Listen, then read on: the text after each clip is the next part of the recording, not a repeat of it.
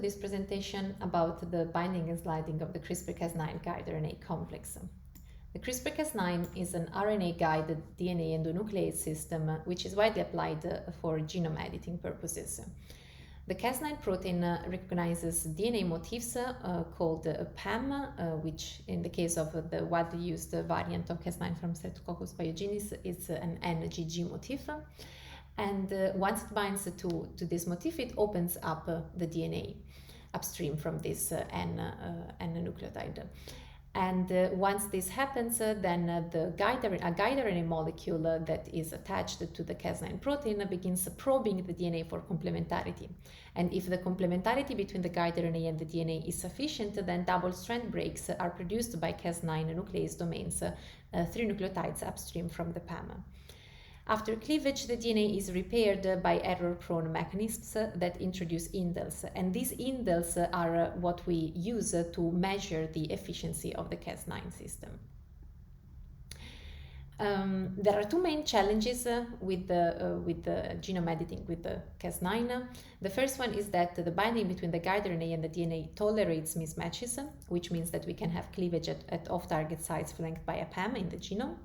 And the second challenge is that the cleavage efficiency that we obtain when we use different guide RNAs can vary greatly, because this cleavage efficiency mostly depends on the properties of the guide RNA that we're using. We sometimes refer to it as guide RNA efficiency. We modeled Cas9 guide RNA bindings using free energy changes, and the model that we apply for that includes 3 main energies. One is delta GH, which is the hybridization energy, so how well does the guide RNA and the DNA hybridize together. And then there are 2 energy penalties, one for opening the DNA and one for unfolding the DNA, which could be folded into a secondary structure that needs to be opened up. And the residual binding energy is multiplied by a correction factor that depends on the PAM, which is just simply 1 in the case of the NGG PAM. But for alternative PAMs like NGA and AG, this is a value lower than 1, because these PAMs are still tolerated but with lower frequency compared to NGG.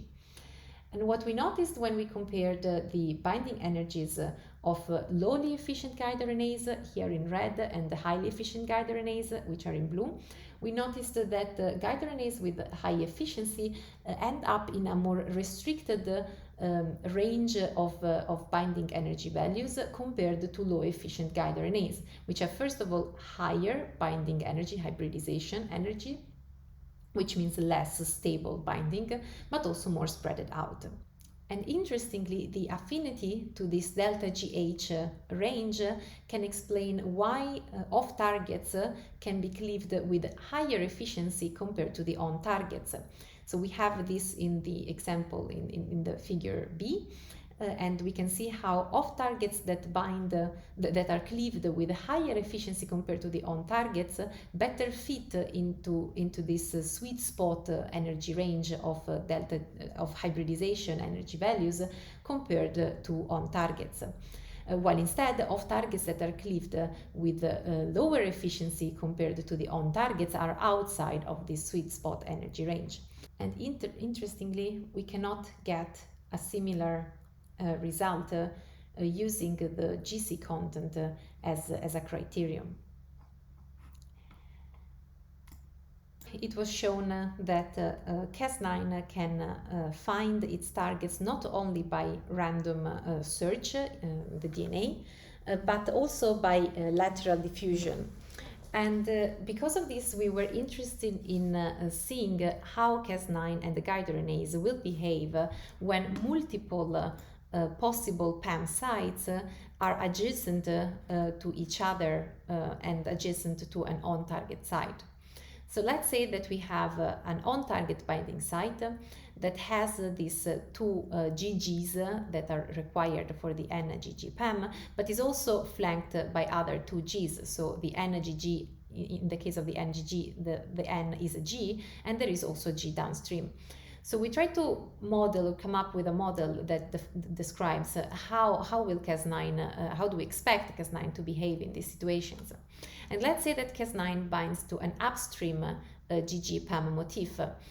Then the guide RNA could still bind to the DNA by forming an RNA bulge. But from this conformation, we do expect Cas9 to slide on the DNA to match the on-target PAM such that the RNA bulge is resolved, binds to the DNA, and we increase the complementarity and therefore the stability of the guide RNA DNA binding. Instead, when Cas9 binds to a downstream PAM, we don't expect this sliding to happen, at least not with the same rate. Why? Because when Cas9 binds to a downstream PAM, then the guide RNA can bind to the DNA fully, and there will be a DNA bulge, but still all of the bases of the guide RNA are still occupied to bind to the DNA. And therefore, we don't have, let's say, an energy benefit we don't have a complementarity benefit in sliding upstream, at least not the same benefit that we have in the case of the sliding downstream.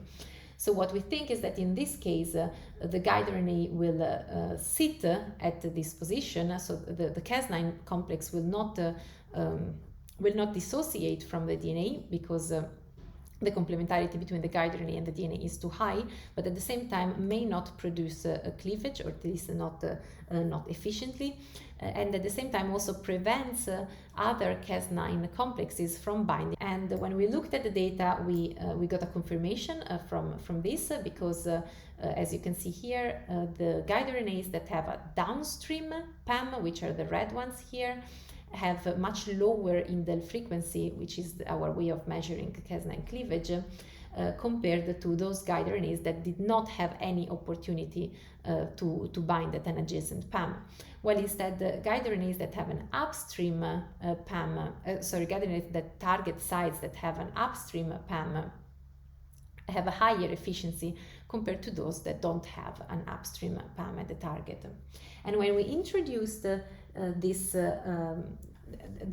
possibility to bind at upstream or downstream local off-target sites in the definition of CRISPR specificity. So the CRISPR specificity reflects the ability to bind at the on-target site, considering all of the off-target sites in the genome. Now, if we consider these additional binding opportunities as local off-targets and we integrate them into the model that evaluates the CRISPR specificity, we get a better correlation between the specificity and the efficiency, which is here in the plot, compared to not including these local sites. Then we looked at how the possibility of sliding on the DNA impacts the PAM compatibility. So on this plot here, for different PAM binding sites, we show their efficiency. The efficiency of the guide RNAs acting at target sites with these PAMs. And we can see, of course, how the GG binding site has higher efficiency, followed by AG and GA, while all of the other PAM binding sites have very, very low efficiency.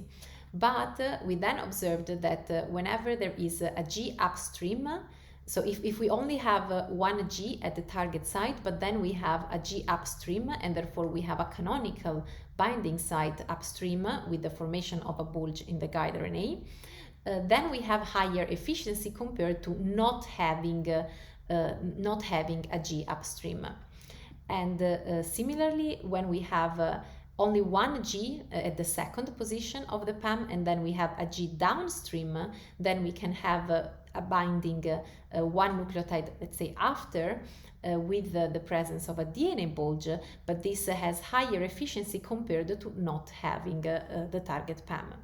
So, in conclusion, we have shown how highly efficient guide RNAs fall in a restricted range of hybridization free energy changes, which exclude extremely weak and extremely strong guide RNA DNA bindings. We define this restricted range as a sweet spot, and we show that the affinity to this sweet spot can explain why off-targets can be cleaved more efficiently than the on-target, and in general can distinguish the cleavage efficiency at targets and off-targets. Then we showed that how the PAM contexts, so the nucleotides that are adjacent to a certain PAM influence the cleavage efficiency and specificity of the Cas9 system. And we have shown that the presence of binding sites adjacent to a target site allow Cas9 to slide on the DNA, and that this at the end broadens the PAM compatibility of Cas9.